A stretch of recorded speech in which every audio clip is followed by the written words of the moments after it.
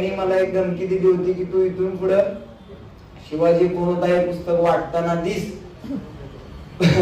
तर त्या धमक्यांना आम्ही काही भीक घालणारे लोक नाही, आपण सर्व चळवळीचे लोक आहेत. तर तो चुकीच्या माणसाच्या नादाला लागलाय, त्यानं कुणाच्याही नादाला लागावं पण चळवळीत काम करणाऱ्या कार्यकर्त्याच्या नादाला लागू नये.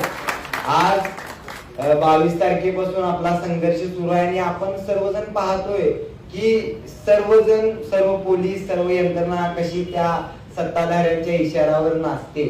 कारण की फक्त एवढं मोठं प्रकरण होतंय, छत्रपती शिवाजी महाराजांच्या नावावरून तो शिवी देतोय, स्वतः शिवाजी महाराजांचा एकेरी उल्लेख करतोय, पानसरे जे स्वातंत्र्य सैनिक होते त्यांना हरामखोर म्हणतोय, मला आईवरून बायकोवरून शिवीगाळ करतोय.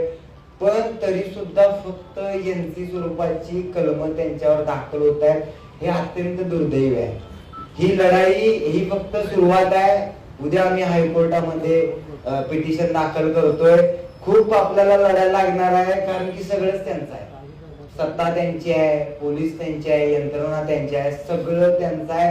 पण रस्त्यावरची जी ताकद आहे ती आपली आहे आणि त्या रस्त्यावरच्या ताकदीच्या जीवावर ह्या आमदाराचा आणि जे अशा पद्धतीने शिवाजी महाराजांचा आणि महामानवांचा द्वेष करतायत त्या सगळ्यांचा माज ही चळवळ उतरवल्याशिवाय राहणार नाही. एवढं हा इशारा मला त्यांना द्यायचा.